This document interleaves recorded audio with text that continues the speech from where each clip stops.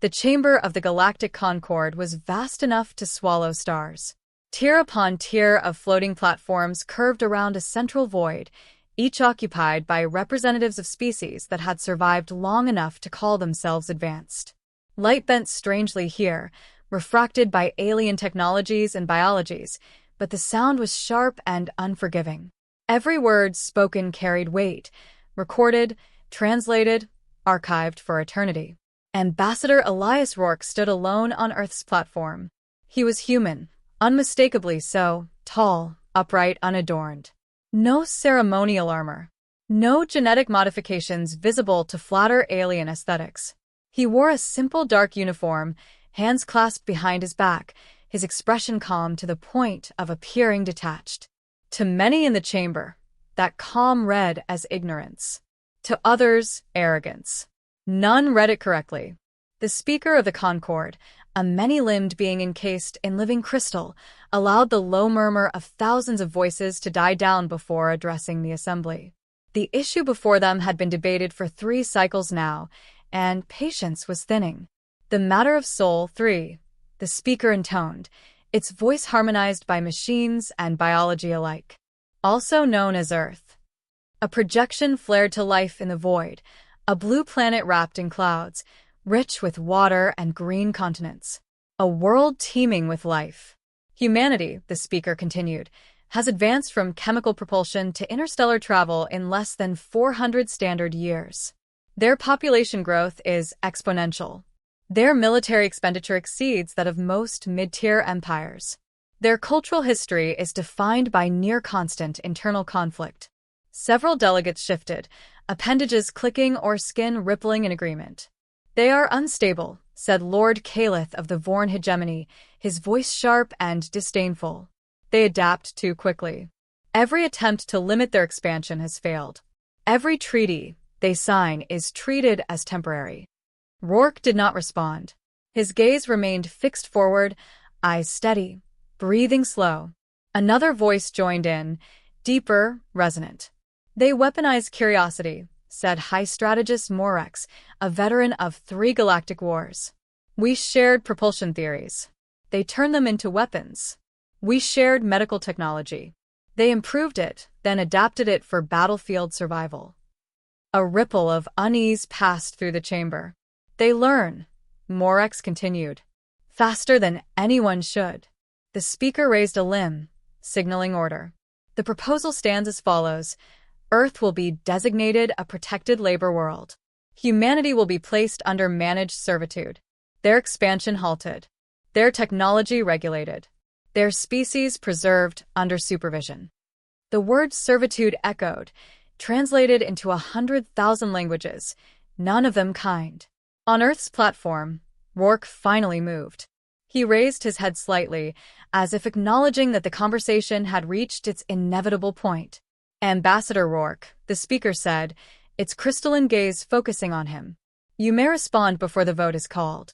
Thousands of eyes, compound, luminous, faceted, and otherwise, fixed on the human. Rourke stepped forward, boots touching the platform with a soft, deliberate sound.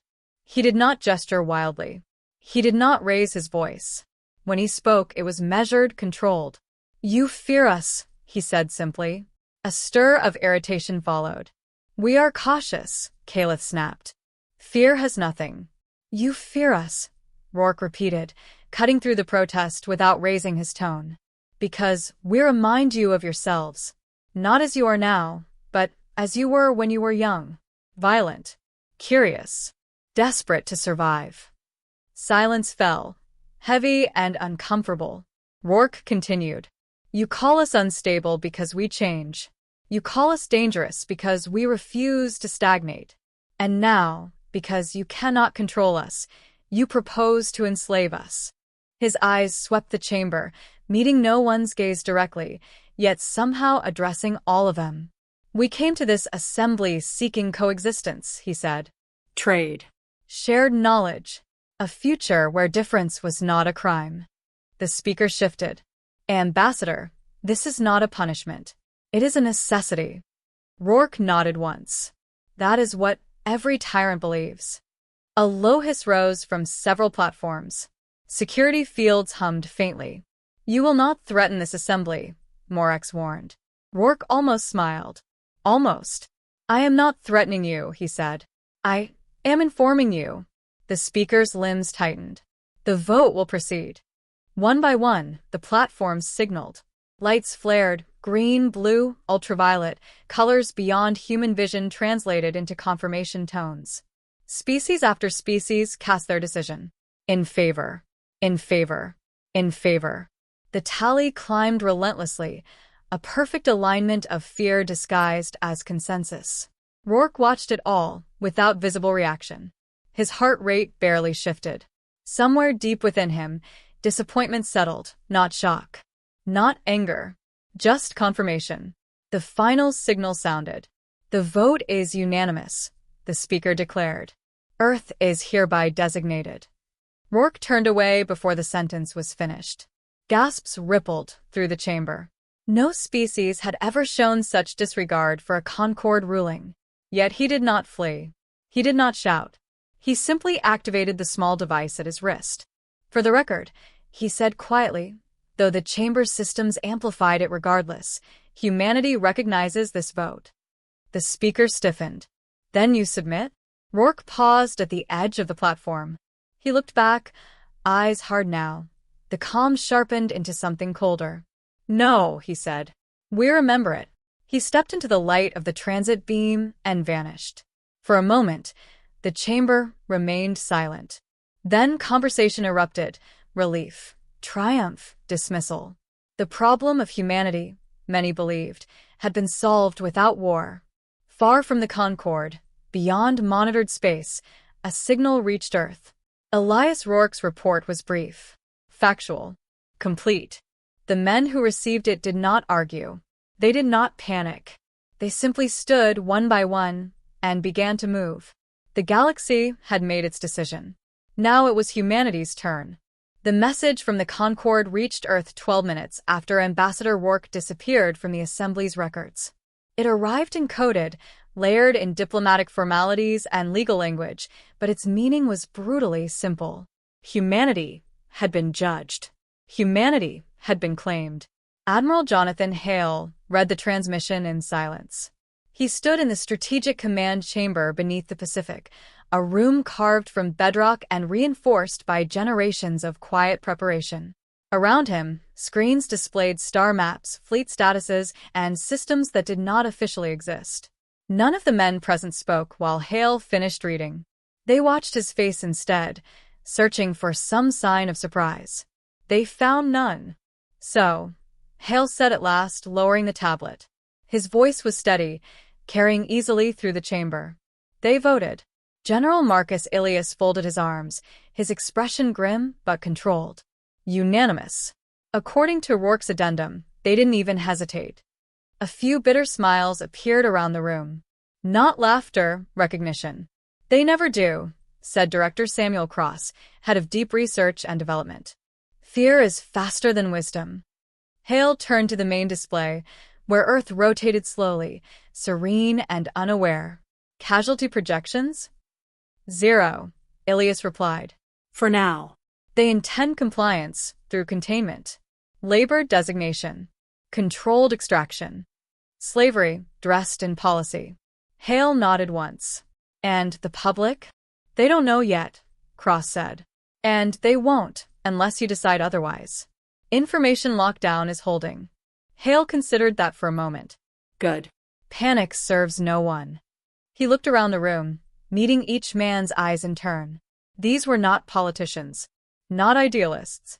They were planners, veterans, engineers of outcomes.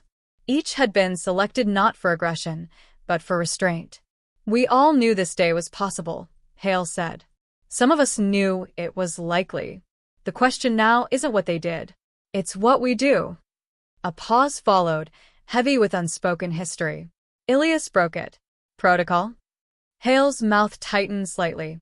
"Which one?" "The one we hoped would never leave the archive," Ilias said. Hale exhaled slowly. "Initiate response framework solace. Phase 1 only." No one reacted outwardly, but the room changed. Systems awakened. Indicators shifted from dormant to active.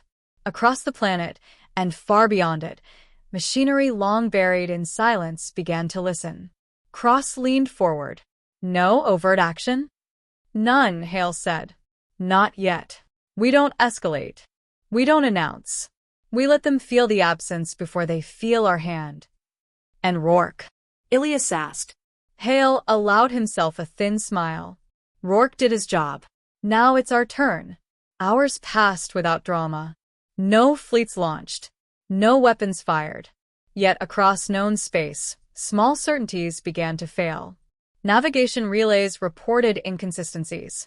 Trade routes experienced delays measured in minutes, then hours. Data packets vanished between stars, not jammed, not destroyed, simply gone. In the Concorde's core systems, analysts blamed aging infrastructure. They reassured one another. Humanity, after all, was contained. On Earth, Hale stood alone in the observation gallery overlooking the command floor. Below him, men moved with quiet precision, executing plans written decades before their births. Ilias joined him, hands clasped behind his back. I used to wonder, he said, if all this preparation would turn us into the monsters they think we are. Hale did not look away from the glass. Preparation doesn't make monsters. Fear does. And we're done being afraid. Ilias nodded. What if they retaliate? They will, Hale said. Eventually. That's why we won't give them a target. A soft chime sounded. Cross's voice came through Hale's implant. Phase 1 is complete. All non-human dependencies on soul-linked infrastructure have been severed. No fatalities reported. Good, Hale replied. Maintain silence. He turned to Ilias. They believe power is loud. That dominance must be seen to be real. And us. Hale finally smiled, though there was no warmth in it. We learned long ago that the most decisive blows are the ones no one notices until it's too late. He looked back down at the command floor, at the men who carried the weight of an entire species without complaint. The galaxy voted to enslave us, Hale said quietly. They mistook our patience for permission. Ilias followed his gaze. How long before they realized their mistake? Hale considered the question, then shook his head. By the time they ask it, it won't matter. Somewhere beyond the edge of mapped space, human assets shifted position, unseen and unchallenged. The first threads of a vast, invisible net tightened, not in anger, but in certainty. Earth had not fired a shot. And already, the galaxy was beginning to feel very small. The first official distress signal reached the Concorde 72 hours after the vote. High strategist Morex listened to the report in disbelief, his mandibles tightening as data scrolled across his personal display. 3 trade corridors had collapsed without warning. Not destroyed, misaligned. Ships exiting hyperspace emerged light years from their intended destinations, some dangerously close to stellar gravity wells. No hostile signatures were detected. No weapons fire recorded. It's a malfunction, one of his aides insisted. A cascade failure. It must be. Morex did not answer. He had fought enough wars to recognize the difference between chaos and design. Within hours, the malfunctions multiplied. Communications lagged, then fractured entirely. Entire fleets went silent, their last transmissions filled with confusion rather than fear. The Concorde's analysts worked frantically, cross-referencing possibilities, dismissing each in turn. Then the energy shortages began. Worlds dependent on off-system power reported grid failures. Orbital habitats dimmed. Defense platforms powered down to reserve levels. Still, no enemy announced itself. No ultimatum was issued. The absence was maddening. Morex requested an emergency session. The chamber filled with tension rather than ceremony this time. Delegates spoke over one another, their composure fraying. The speaker attempted to restore order, its crystalline form pulsing with agitation. This is not an attack, Caliph insisted, though his voice lacked conviction. It cannot be. The humans lack the reach. Morex rose slowly. You are wrong, he said. They have reach. We simply never saw it. A projection flared to life, displaying star maps riddled with darkened routes. These disruptions follow no known tactical pattern, which means the pattern is beyond our doctrine. A murmur of unease spread. They are isolating us, Morex continued. Not striking. Not conquering. Separating. The speaker hesitated. To what end? Morex's mandibles flexed. Control. As if summoned by the word, a new signal cut through the chamber systems. Unlike the distress calls, this one was clear, pristine, human. The image of Admiral Jonathan Hale appeared in the void, unarmed, unarmored, standing against a neutral backdrop. His expression was calm, almost apologetic. Members of the Galactic Concord, Hale said, his voice steady. This transmission is not a declaration of war. Relief rippled through the chamber. It is a notification, Hale continued. Your vote has been acknowledged. Your infrastructure adjustments are a direct consequence. Calith recoiled. You dare interfere with sovereign systems? Hale inclined his head slightly. We dare ensure our survival. Morex studied the human's eyes. There was no triumph there. No rage. Only resolve. You are destabilizing the galaxy, the speaker warned. No, Hale replied. We are revealing its fragility. With that, the transmission ended. The aftermath was immediate and brutal. Panic surged through the Concord. Emergency measures were proposed, rescinded, replaced. Fleets were mobilized blindly, only to find their navigational data unreliable. Supply depots reported missing shipments that had never been intercepted, only rerouted into nothing. On a border world of the Vorn hegemony, Morex watched from orbit as a defensive fleet attempted to engage an unseen enemy. Human vessels appeared briefly on sensors, ghost-like distortions rather than solid forms. No shots were exchanged. Instead, the Vorn ships simply shut down, drifting harmlessly as their systems went dark. Reboot, a commander shouted over open comms. Override. There was nothing to override. The ships had not been hacked. They had been rendered irrelevant. Morex felt something he had not felt since his first battle. Helplessness. Across the galaxy, similar scenes unfolded. Worlds that had voted so confidently now struggled to feed their populations. Governments collapsed under the weight of unanswered questions. The Concord's authority eroded by the hour. Then came the broadcast. Every public channel, every private frequency, every archival node lit up simultaneously. The footage was unmistakable. The original vote, recorded in perfect clarity. Each species representative, each gesture of agreement, each word of justification. The message attached was brief. You chose this. Protests erupted. Accusations flew. The Concord attempted to deny responsibility, but the evidence was irrefutable.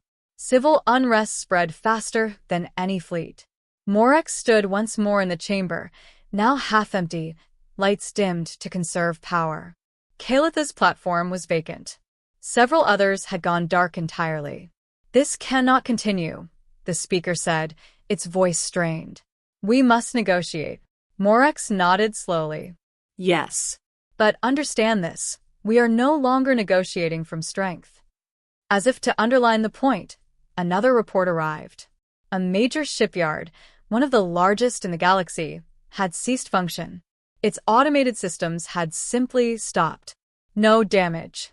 No sabotage. Just silence. Morex closed his eyes briefly. The truth settled like a weight on his chest. Humanity was not punishing them. Humanity was demonstrating that it could end them at any moment, and was choosing not to. When he opened his eyes, the chamber felt smaller, its grandeur hollow. Send a request to Earth, Morex said quietly. Not a demand. Not a threat. The speaker hesitated. On what terms? Morex looked at the darkened star maps, at the broken routes and stranded worlds. On our knees, if that's what it takes. Far away, beyond the reach of Concord sensors, Admiral Hale watched the data streams with measured calm. Phase 1 had done exactly what it was meant to do.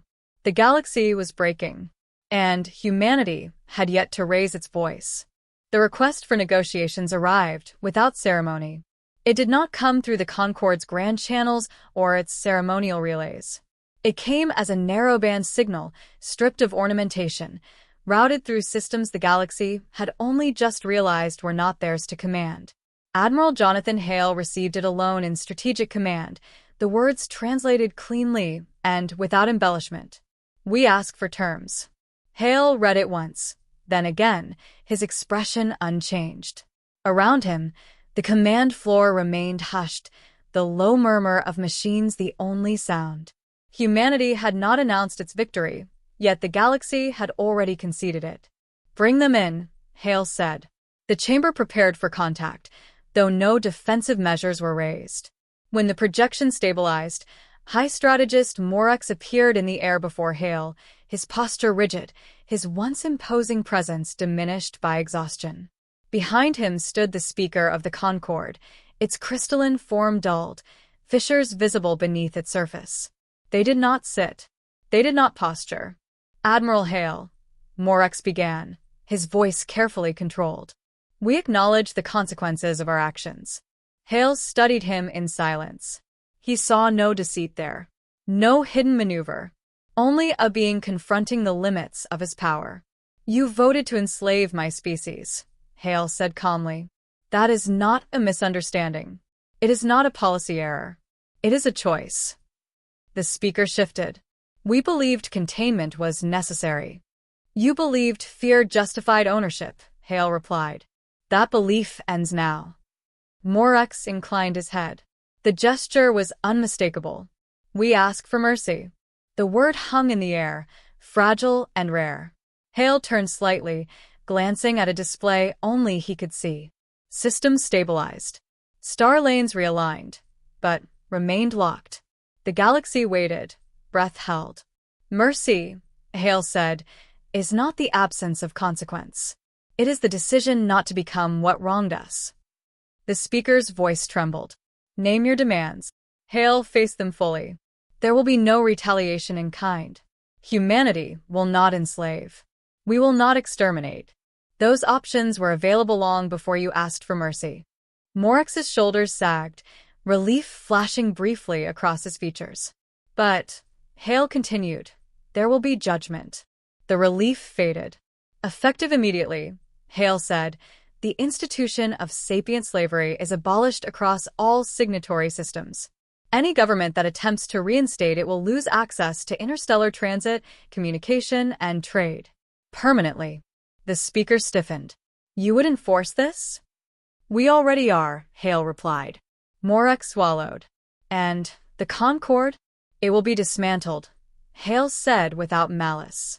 "Peacekeeping bodies do not vote to enslave. A new assembly may form, if it is built on consent rather than fear. Earth will observe. We will not rule it." The speaker's light dimmed further. "And punishment?" Hale's gaze hardened, just slightly. "The empires that proposed and championed the vote will submit to long-term oversight. Their militaries will be reduced. Their expansion halted until their populations are no longer raised to see ownership as governance." Morex closed his eyes for a moment, then nodded. "That will take generations." "Yes," Hale said. "It should." Silence followed, heavy but no longer hostile. "There is one more thing," Hale added. Both aliens looked up. "You will transmit a public acknowledgement," Hale said. "Not of defeat. Of error. You will state, clearly and without euphemism, that humanity was judged unjustly and that fear nearly doomed you all." The speaker hesitated, then inclined its head. "We will comply." The transmission ended soon after. No celebrations followed. No cheers echoed through strategic command. The men there simply returned to their stations, easing systems back toward equilibrium with the same discipline that had carried them into crisis. Later, Hale stood alone once more, gazing at Earth's image as it turned slowly on the screen. General Ilias joined him, hands clasped behind his back. "They're calling it mercy," he said quietly. "Across the networks." Hale nodded. "That's their word for it. And yours?" Hale considered. "Restraint." Ilias allowed himself a faint smile. "The galaxy will remember this." "They already are," Hale replied. "That was the point. Far beyond Earth, star lanes reopened. Power grids stabilized. Worlds exhaled in unison, grateful simply to survive. Yet something fundamental had shifted. The galaxy no longer wondered whether humanity was dangerous. It wondered whether it deserved humanity's patience. In the ruins of the Concord chamber, Morek stood alone, watching the stars beyond the cracked crystal walls. He understood now what they had failed to grasp before. Power was not proven by domination, nor by conquest. It was proven by the ability to end everything, and choosing not to. Humanity had been judged. Humanity had answered. And the galaxy would spend the rest of its history hoping that answer never changed.